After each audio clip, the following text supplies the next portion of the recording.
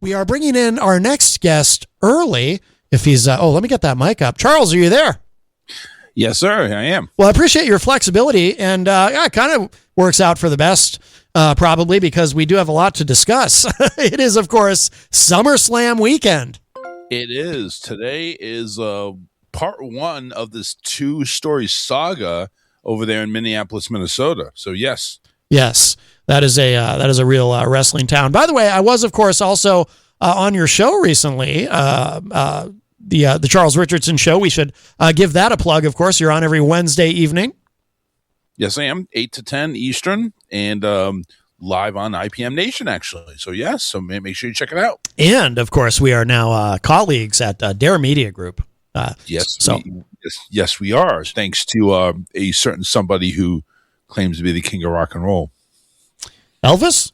I don't think king of rock and roll music. Sorry. Anyway, we're not gonna dive into that black hole. No, we're not. Just say we appreciate General Scotty. He's our new best friend. Yes, General Scotty. Thank you very much. What a great man. He is. He's a very cool cat. Very cool. And knows what he's doing, man. I'm telling you, when I finally got a chance to talk to him, we talked for like 2 hours. Mm-hmm. It was literally like I was getting to know somebody to date them. Oh wow! And yeah, I'm like, and he's over here telling me all the stuff that he does with with the station, the analytics, how he pulls stuff, the programs he has. I'm like, I think this is a match made in heaven. I'm going to say so. I'm going to say this, Charles. I'm just going to throw this out there. No disrespect to Paul Hogan, of course, Crocodile Dundee. I think General Scotty might be my favorite Australian. I agree. Mm-hmm. I do agree. I mean, I think he's got less scandals. Mm-hmm. Yes. Well, very good. So, of course, yeah. So, SummerSlam night one is today, of course. SummerSlam 2026. Are you excited for SummerSlam this year?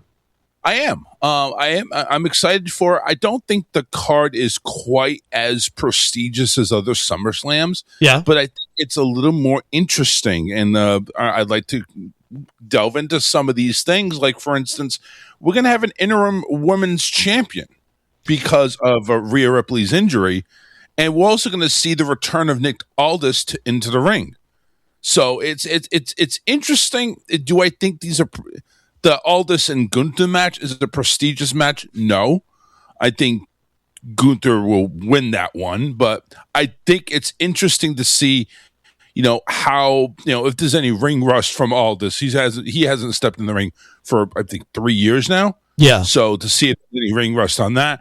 Also, we got to witness the return of Baron Corbin. Mm-hmm. And so that's kind of interesting. He's coming out like he is, he left in a really weird storyline, just taking a year off. So make sure everybody forgot about that. The diehards didn't, but he comes in very confident, very powerful, going up against Trick Williams for the U.S. title. Mm-hmm. So that's kind of interesting. So, the Danhausen, human money's on a pole match. I think that's just going to be a laugher. I think it's going to be funny. Again, is it prestigious? No, but it's something that's going to keep everybody in their seats. So the overall card for both nights, it's not going to be a wow. This is going to knock your socks off, but the performance still is out there, and it could shock us. Mm-hmm. Mm-hmm. I think the interim thing that they're doing with Rhea Ripley's championship is interesting because I don't recall them ever doing anything like that before. They do it in boxing and UFC in mixed martial arts, but the interim champion. So basically, rather than stripping Rhea Ripley of the belt because she can't defend it, the quote unquote rule is within 30 days. Of course, it's wrestling, so the rules don't really matter. In terms of that's something where pro wrestling is not consistent in their storytelling, but this notion that rather than stripping her of the title, you crown an interim champion who will then presumably go on to have a match with Rhea Ripley when she is ready to return for who is the undisputed, I guess you would say at that point, champion. The only thing even close to that I can recall in WWE's history is when they did, back in the 90s, when they did a thing where Shawn Michaels left with the Intercontinental title, so they crowned, and then Razor Ramon became the Intercontinental champion in Shawn Michaels' absence, but because he refused to relinquish the title, he came back, and then they had that ladder match, which was, that was essentially, they didn't use the term interim, but at the time, essentially, Razor Ramon was the interim champion. And that's the only thing I can think of that even comes close to what they're doing with this particular storyline with Rhea Ripley. Well, actually, I have a more recent one. Oh. Remember when CM Punk walked out on the title? True. Then Cena became champion, and then Punk returned. Yep. So they were both champions. Obviously, that was like not scripted storyline material. This is scripted to the point where they're saying, well, we're going to have an interim champion. Now, in a sense, basically, whoever wins this ladder match technically is champion, really. But just Rhea Ripley is going to, when she finally returns, it just basically shoehorns her in to, okay, you're ready to return? Great. Your next match is going to be this to crown whoever is really champion. So, yeah. I don't put a lot of weight into interim. I just say, this is the person that's going to hold the belt. I think it's a cool idea, though. I think it's because it's not something that we're used to. It's something different, and it does make sense, and it is done in actual sports like boxing. So I like the concept. Yeah, I think creative has finally come around a little bit. Whoever that may be, if it's Trips or if it's The Rock or if TKO, whatever the case may be. I think they're doing a politically correct version of. We're going to crown a new champion, but they're not really, really the champion until they face Rhea. Mm-hmm. Yeah, no, I like it. I like it. I'm curious. What are you most excited for? Is there a particular match that you're especially intrigued by? I have a few, actually. So definitely looking for Oba and Brock. Number one, because technically this is supposed to be Brock's last match, although nobody's really officially said anything that this is Brock's last match because it's in Minnesota. That's his home state. Yeah, and they were even talking about on the new WWE channel on Sirius. By the way, you can catch that. I think it's channel 156 or something. There's a WWE channel. Yeah, Sirius XM. Yeah, I was listening to Busted Open, and they were saying Oba may actually get booed for the first time, and how that may affect him because it's in Minnesota. Yes, yeah, and obviously that's where Lesnar's from. A lot of great talent came from there. Of course, Kurt Hennig and who else? Scott Hall, was he from Minnesota? I mean, I know he's in the AWA. There's a bunch, but yeah, but the Ganyas and. But yeah, that's it. That didn't even occur to me until you mentioned it just now. But you're right. Yeah, Obafemi might actually get booed. It won't affect him, I'm sure. Just whatever. I don't think so. And again, like I said, I think Oba is so dominant to the point where he may not even get booed. Right. He and even if he does, it ain't going to be when he's in entrance. Everybody's going to march with him down there. 35-40 grand people at US Bank Stadium. They're going to go ahead and march with Oba when he gets introduced. But that match in the Hell in a Cell, I think that is a perfect way to end this 3-match, the rubber match, really, for this saga.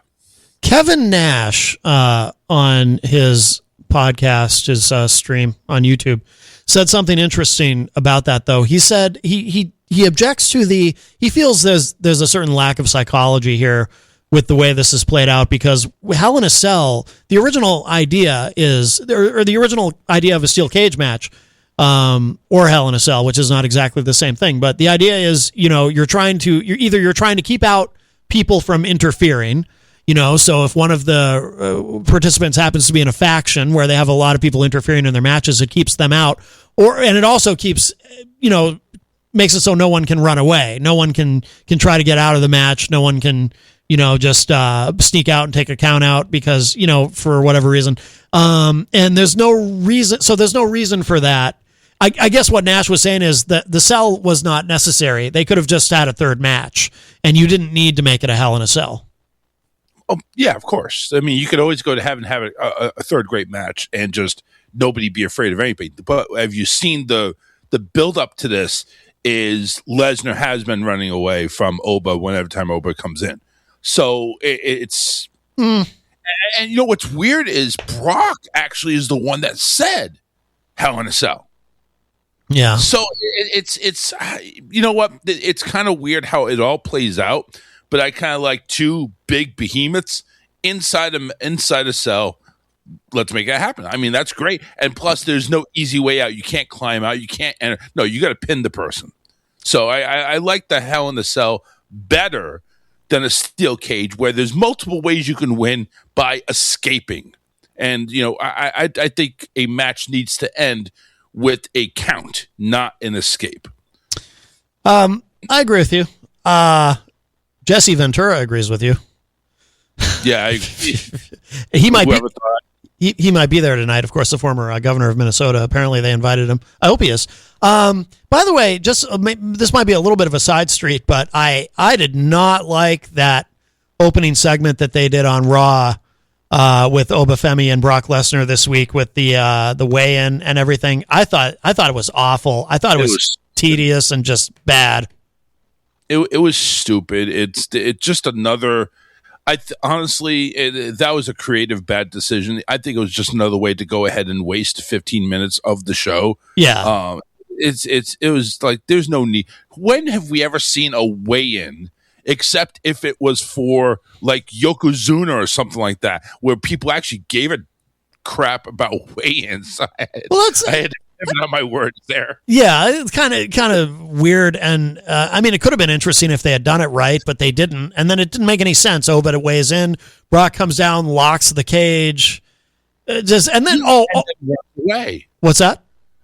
And then runs away. And then what I really hated was they did the trope. I'm so sick of this trope, and it's one of those wrestling tropes I've been sick of for probably 2 decades.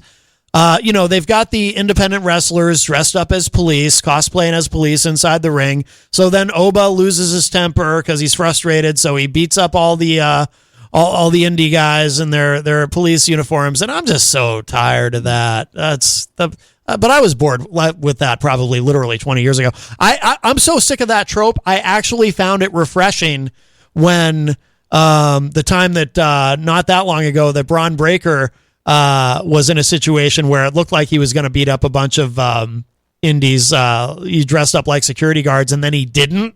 He just didn't do it. He walked away, and I was like, "Oh, that's refreshing." Right. But yeah, that opening segment was horrid. I thought it was really bad. So, yeah. I mean, this thing does not need that much buildup, and if it did need more buildup or anything, if you want to keep it fresh in people's minds and just keep promoting everything. Just get out and get Paul Heyman the mic. Mm-hmm. Just do that. Yeah. That is always a fail safe right there. It's safe to give Paul Heyman the mic. It's safe to give Oba the mic. Mm-hmm. I'll even say recently, Brock actually is not terrible on the mic.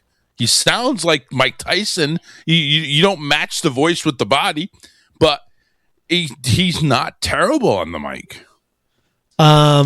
Yeah, I've always thought he's fine in small doses. You just don't want him to say too much, right? So I am looking forward to this match though, just because number one, I'm kind of anxious to see where they go with this. Like, there's so many things that could happen. Like Oba basically gave up his spot to challenge for a title. Because he is King of the Ring. Mm-hmm. And what you get from being King of the Ring is a chance at SummerSlam, which is now, to challenge for a belt of your choosing, kind of like winning the Royal Rumble. So he gave that up to face Brock. And the reason I think, is a genius reason, really. He did mention is, well, if I did take it, you would just screwed me anyway.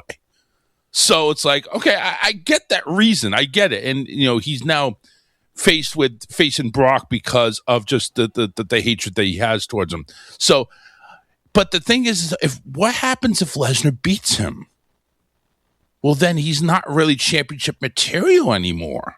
Well, they're not Now going all of a sudden, I don't think they are. No. But what if? No, I'm sure Obafemi goes over. Yeah, that wouldn't make any sense to have Brock win. Right. I think what they might do is have Oba go over, and this time Brock actually shakes his hand and kind of endorses him, and that allows Brock to kind of go out on a high note, on a good note. If this is in fact his last match in his home state of Minnesota, which again would make perfect sense. Yeah, I think that might be what happens. Okay. I mean, I agree. I think Oba does go over. I don't know if Brock's going to shake his hand, though. I think Brock, just the history, it does make sense that Brock all of a sudden say turn a new leaf and like, oh, okay, I'm going to shake your hand. He's been a babyface before. You don't remember Brock as a babyface. I don't remember Brock as a babyface. I mean, he has, I'm sure. Yeah. But for extreme circumstances, he's not in this case. For brief periods. Yes. Yeah. Small Yeah. So what else do we have? So we have, I'm looking at the list here. So then apparently this is the order or the projected match order, according to Bleacher Report. That match, Obafemi versus Brock, should open the show, which makes sense because Brock likes to go on first. He'd rather be the opening act so he can get the hell out of there. And then according to... Oh, go ahead. What most people don't know about Brock is a very big introvert. He does not like big crowds. He came out on Pat McAfee and says, I don't like people. Oh, yeah, I've heard him say that in many interviews over the years, yeah. That's why he bought a farm in Canada and, lives a very quiet life there because, he just doesn't want to be around his fellow humans, yeah. Yeah, and I agree opening the match because he either likes to go on first or likes to go on last, one of the two. So it's just, you want to spend minimal time there. Well, does he ever go on last? Yeah, when he was main eventing matches, yes, he did go on last, but I don't think he showed up to the arena and was just waiting around. Right, I think he showed up, probably 15 minutes before he's scheduled to go on. Okay, we're gonna hit your music. All right, go on, let's go. Yeah, he's not there. He's not showing up at noon and hanging out in catering all day. Exactly. Yeah. So according to the list, next is going to be the Bella Twins. And Paige versus Fatal Influence in a 6-person match. Fatal Influence has been impressive in that, JC Jane is such a natural heel. The match itself, I don't really care much about other than I hope that, I assume, and it looks like they're doing it, they're going to strap a rocket to Fatal Influence and, I hope so. They're an example of when you bring talent up from NXT and you actually do it right, both them and Obafemi. Triple H seems to know how to do that. Vince obviously did not know how to do that in many cases, but so I hope Fatal Influence goes over. I hope so too. And I'm really tired of the Bella Twins. They need to go away. I mean, great. You went ahead and gave Paige a platform to come back, and that seemed to work over pretty well. Yeah.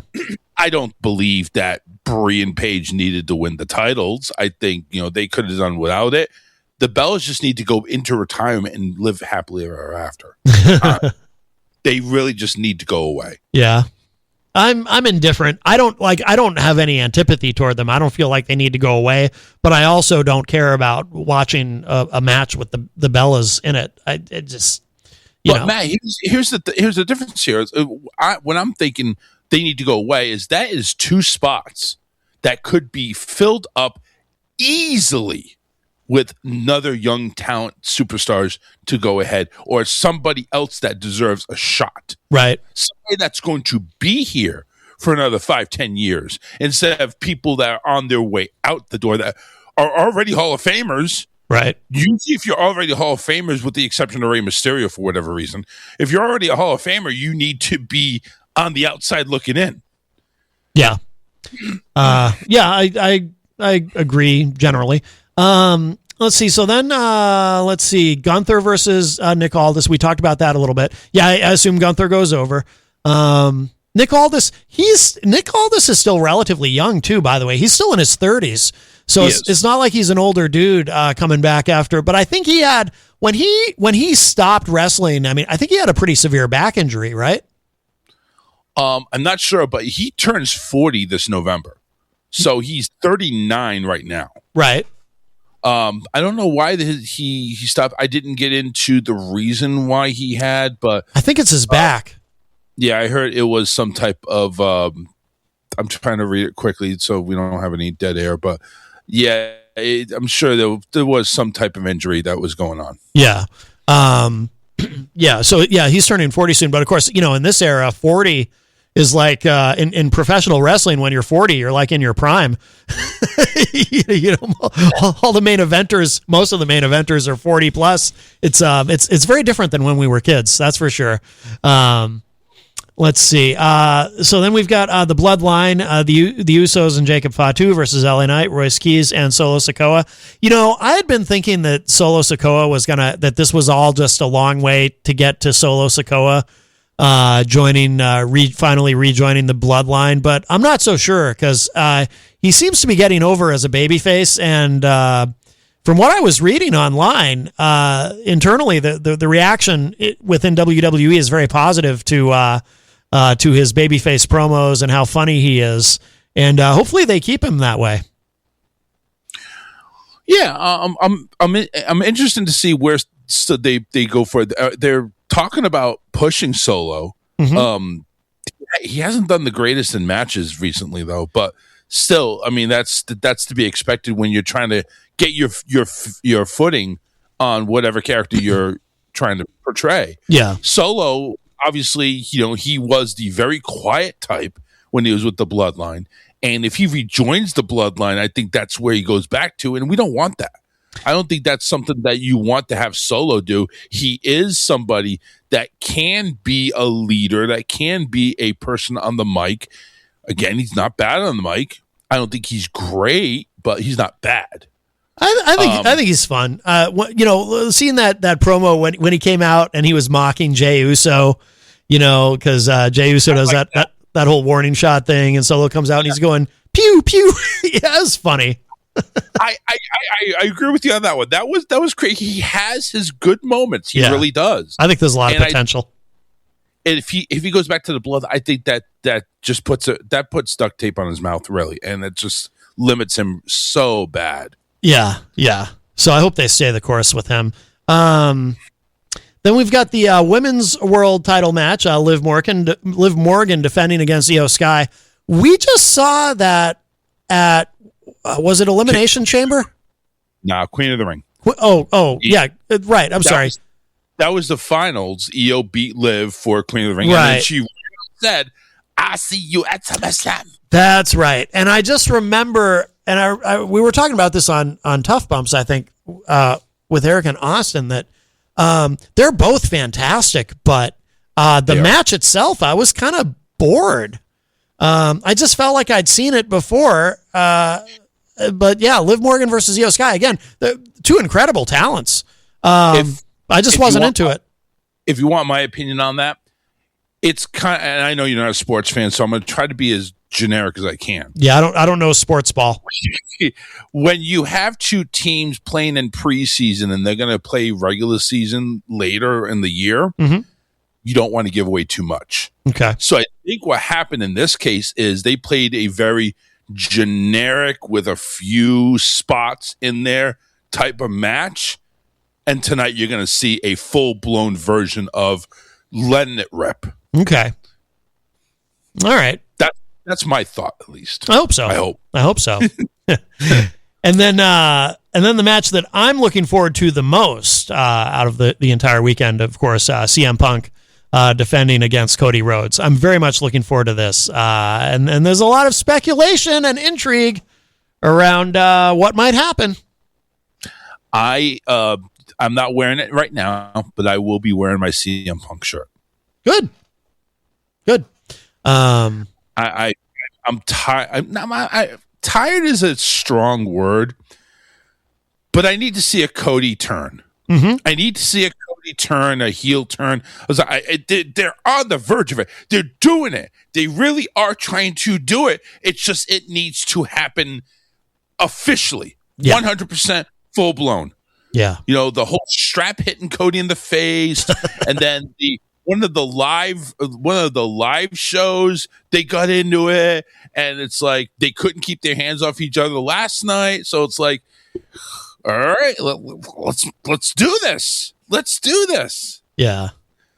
But yeah, we need Punk to win. I mean, I need Punk to win. But I'm tired of Cody holding the belt. Or, well, what if Cody wins, but there's a heel turn in the process? He cheats to win. Ooh, dang you, Matt. Dang you. Because here's the thing. I kind of feel like, well, first of all, you need something dramatic if he's going to pull off this heel turn. But I feel like just broadly in the IWC, there's more interest in is there a turn than there is in who actually wins and is champion at the end of the night. So if you're going to do something, you got to do it big.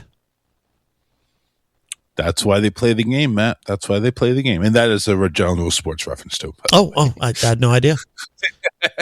But yeah, I'm just tired of seeing Cody hold the belt. You know how a lot of people said, oh, we're being forced fed? I think we're being forced fed with Cody being the face, to be honest with you. Yeah. But again, that's just how I look at it. I'm enjoying seeing. I was actually enjoying the 9 days Sammy was champion. Oh, sure. Mean, that felt good. That felt really good. And I actually want to see Sammy take it from whoever. Whether Sammy comes out, interferes, and forces Punk, because he did say he wanted to face Cody. Right. The very first one. He did say face CM Punk later, but yeah, he faced Cody. He beat Cody, so he kind of wants that to happen. Right. Yeah, that's true. Oh, wouldn't that be interesting if he allies himself with Cody? Oh man, I'm really hoping it just doesn't go with the matches that have interference with. I have the most problem with. I hope that this does not have any interference. Yeah. I suspect there will be. It's also possible too that Punk turns, but I don't think a Punk heel turn is really as exciting. It's not in the cards. No. I don't see it being in the cards because Punk is, kind of back to part timing. Really, he's playing when he wants to play. So it's. I don't see Punk turning. No, I don't either. I mean, he's a great heel. He's gonna stay the straight edge. Yeah, he's gonna stay that straight, but he's gonna ruffle the feathers with Cody and just tick him off to the point of okay, this is the point of no return. Mm-hmm. So all right, we'll see. So then we have let me just ask you too before we go any further. How do you feel about the build-up? Some people in the IWC have been critical of the build-up with CM Punk and Cody Rhodes, that they may have missed some opportunities with these promos. I don't know. What do you think? I've been happy with the jabbering back and forth, and even like I said, even not on just Raw and SmackDown. I'm even seeing the build-up on the live shows. They on SmackDown last night they showed live shows that of the interaction between the two from another spot in Illinois.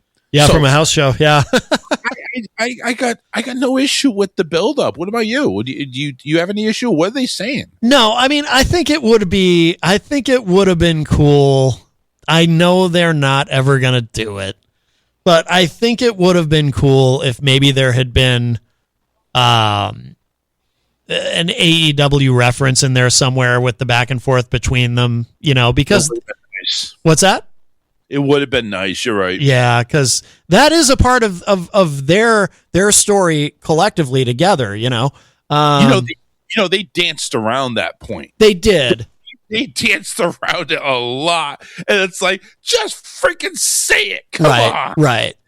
But it would have been interesting to hear. But they could have gone even without saying the letters AEW. They could have gone further. They could have had Cody say something like, if it wasn't for me and the company that I started, you wouldn't even be back in wrestling. I think they're following some Vince's characteristics, like we don't want to go ahead and say that or that or that. Yeah, I don't understand. Listen, even if you mention AEW, what is it really going to do? Well, everybody knows AEW exists. Exactly. So just. You're not promoting them any more than they're promoting you. Exactly. I mean, how often do we go ahead and see people on AEW go ahead and mock current WWE wrestlers with their moves and gestures and stuff like that. Come on now.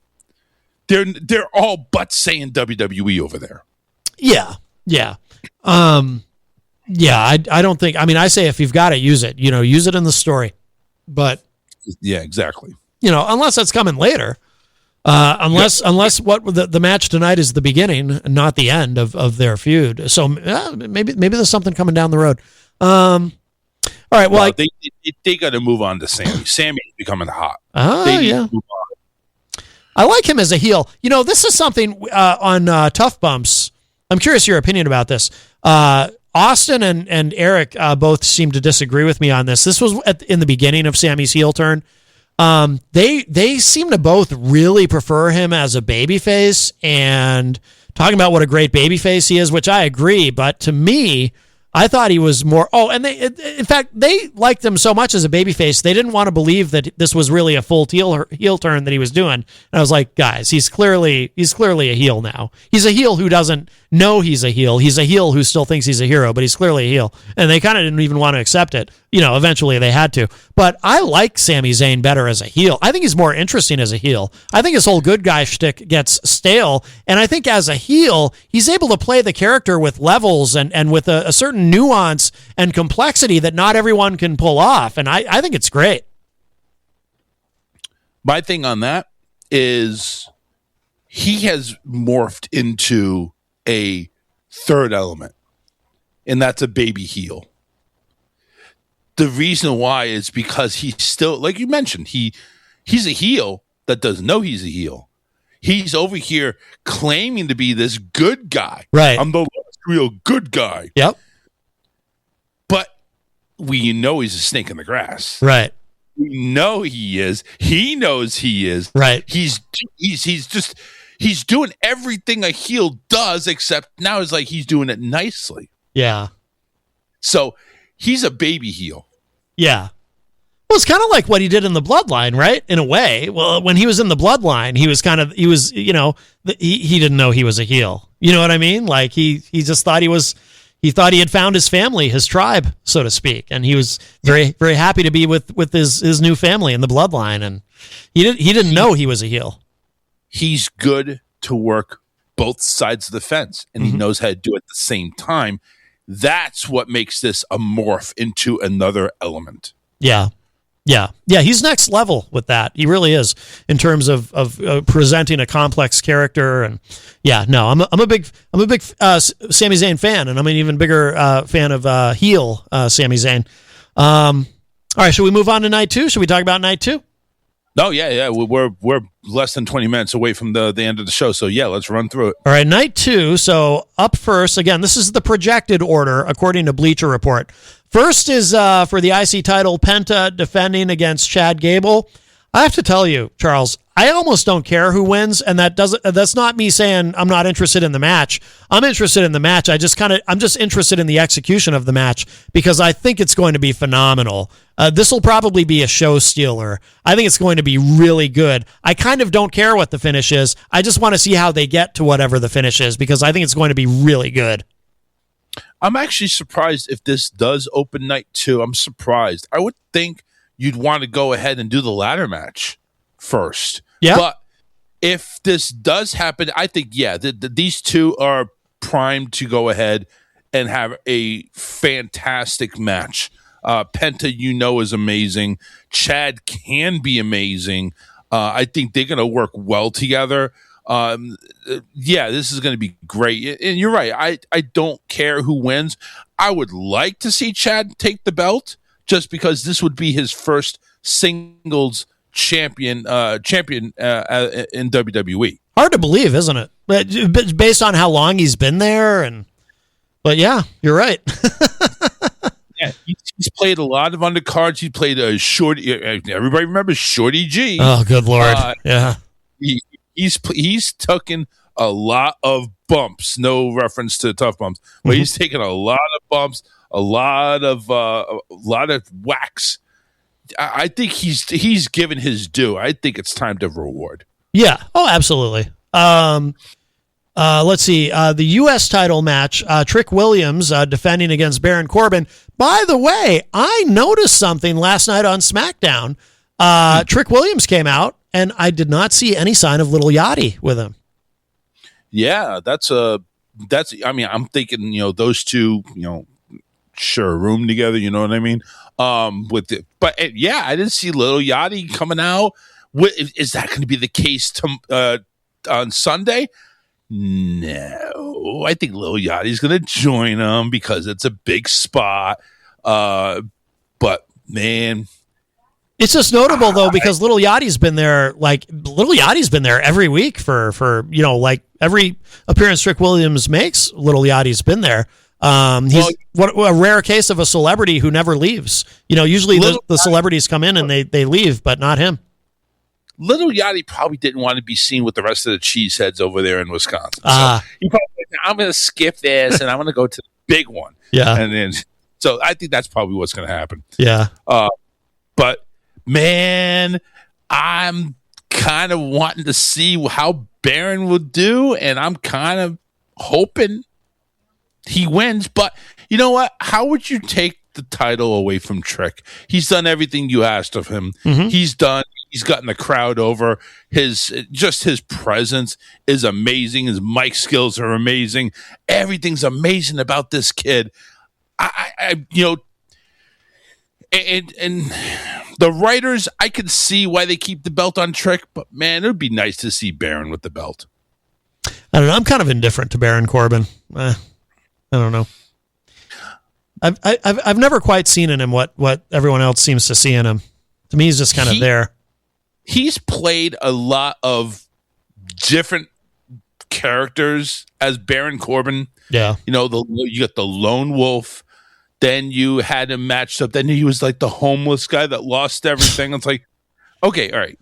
Now he's coming out, shaved like he was with some a fresh look mm-hmm. with his logo, fresh music, and he's coming out confident. He's coming out like, listen, I like the lone wolf guy. The lone wolf guy was good. Mm-hmm. He was confident. He was kicking everybody's behind. I like that version. I think that's the version we're going with. Even though it's not the lone wolf version, it's something very similar. And he may not win tonight, but I don't think he's going away anytime soon. This could be a saga. Could be. Let's see. Then we've got Human Money's on a pole match. Danhausen versus Dominic Mysterio. I'm sure this will be fun.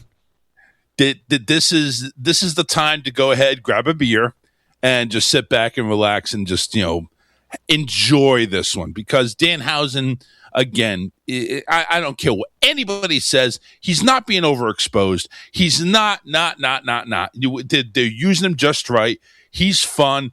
He's entertaining. A lot more entertaining than I'd probably see, Gunther and Nick Aldis, to be honest with you. I think this is going to be a much more entertaining match. Yes, it's going to be some hijinks going on because that's Danhausen. Yeah. I'm also kind of wondering to see how a couple of wrestlers that are coming back, we already know one, but there's another one that should be coming back that should team up with that person that's coming back on Monday. Oh, yeah. Big Cass is coming back, and so Enzo Amore should be coming back as well. Yeah. Now, Danhausen has been having somebody covered up on a stretcher back there. Oh, yeah. And I'm wondering, is that Enzo? Or is that Big Cass? Well, Big Cass would be pushed for Monday. I'm kind of wondering. Oh, that's right. That's right. The 8-3 thing. Yeah, you're right. Yeah, I don't know. No, maybe. Nah, I kind of doubt it, though. I don't know. Well, I mean, we'll see. Well, I mean, again, it's going to be entertaining. This is one of those, intermission matches, but still, it's worth watching. Then we've got a championship number one contender match between Sami Zayn and Finn Balor. I will say about Finn Balor, I like him as a babyface in that I like his babyface entrance. I think it's really fun. But as a character, I think he's much more interesting as a heel. I think as a babyface, he's kind of dull. I've always thought that about Finn Balor. I think he's better as a heel. Finn Balor is good as a heel, but he needs a supporting cast. when he was basically quote unquote the de facto leader of the Judgment Day, I think that suited him very well. Me too. I think that suited him nicely. I don't mind the baby face of him. I mean, but yeah, I would rather see him being the leader of a group that does evil things. Like, it would be great if he was Samoan and he went ahead and teamed up with the MFTs. So that would be great, right?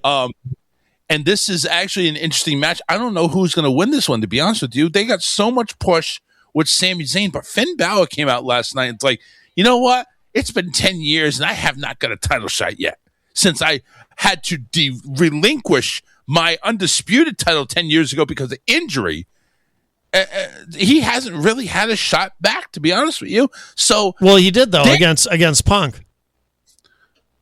Oh yeah, that's right. Well, that was an opportunity. Yeah, that's why I think Sami Zayn goes over, because they want to keep him hot. And I think Finn Balor, he already had a chance. I mean, they're not going to do that again. I don't think.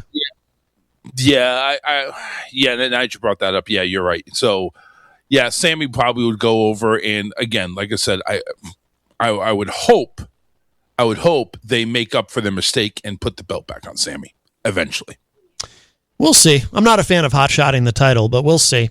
Then we got the 5-way interim WWE Women's Championship ladder match. Charlotte Flair, Jade Cargill, Tiffany Stratton, Chelsea Green, and Julia or Lash Legend. Oh, so this article went up before.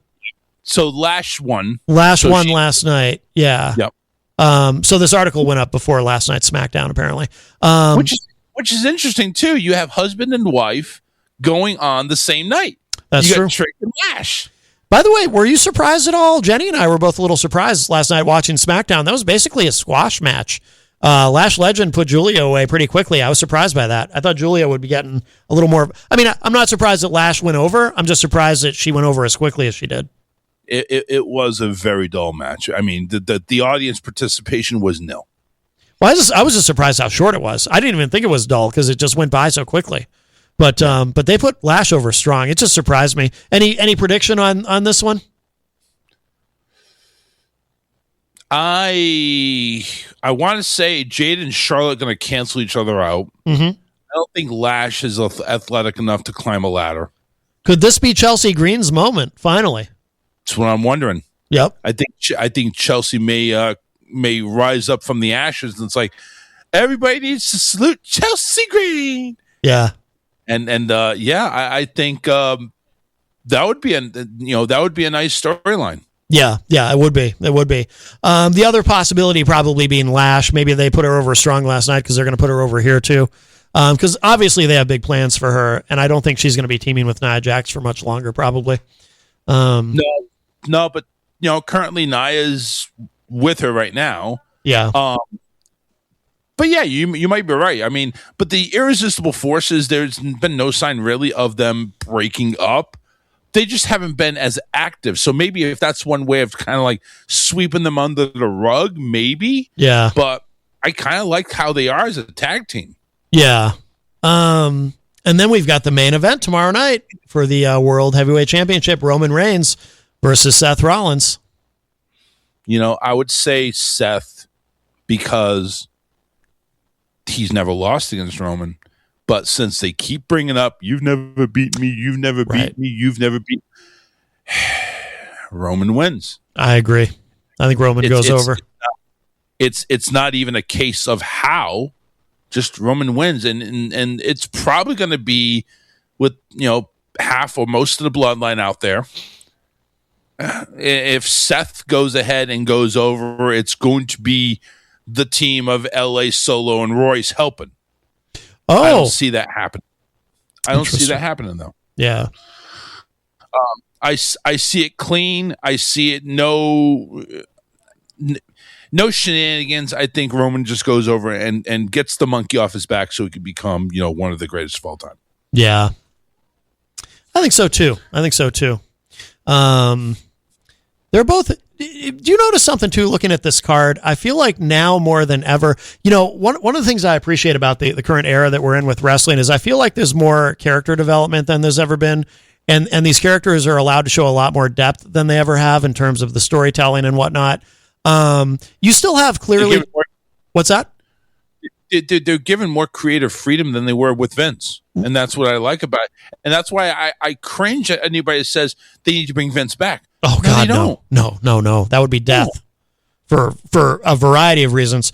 But I also the thing that's interesting to me about this is we have you still have pretty clearly defined baby faces and heels for the most part, but because of the complexity of the characters, you also have more complex baby faces than ever, because if you look at this card, so both main events, they're both baby faces. CM Punk and Cody Rhodes, they're both faces. Roman Reigns and Seth Rollins, they're both faces. You've got the match, the Bloodline versus LA Knight, Royce Keys, and Solo Sikoa. All 6 of them are technically baby faces. Chad Gable versus Penta, they're both baby faces. It seems like we're just in a time where, because the characters are more fleshed out and more complex, allowed to be more than they've ever been before, you can kind of do that now. Whereas there's a time when people just would have been like, what? Why do you have all these baby faces fighting each other? But now these stories are allowed to be more complex, where, you can't have baby faces fighting each other. You can have heels fighting each other, although you see a lot less of that. And it still all makes sense, and it's all cohesive. See, the term heel and babyface, I think, are getting phased out. I really do. Because what is a heel and what is a babyface? Well, heel is the bad guy. Well, what defines a bad guy? Just their different values, their different perspective in life, the different ways that they go about things. Babyface, same way. Well, you know what? Now babyfaces can have different values and still be okay. Heels can have different values and be different levels of heels. Mm-hmm. So it all depends on how it resonates. With Punk and Rhodes, listen, they're both, they came in starting, hey, we're going to do this handshake thing. Then all of a sudden one thing led to another, and it developed now into a clash. Mm-hmm. That's the good storyline about this. Roman Reigns and Seth Rollins, they didn't like each other, but they both got fan bases on each side. They're both getting chants their own name, but they just don't like each other. Mm-hmm. And there's a common thing, and that's that whole steel chair. If Roman loses tonight, it's because he's going back in time to get that steel chair for Seth, and it's going to backfire like it did at SmackDown or Raw, I forget. But anyway, but I agree. I think heel and babyface, that term is getting phased out, to be honest with you.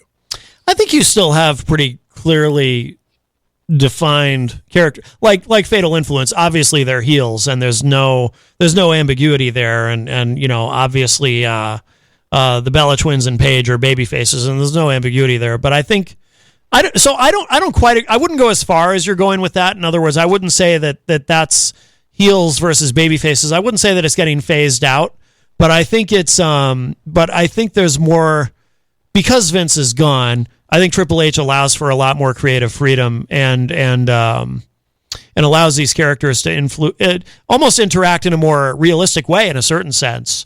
Because Penta and Chad Gable, same thing. Both heels, both faces. Yeah.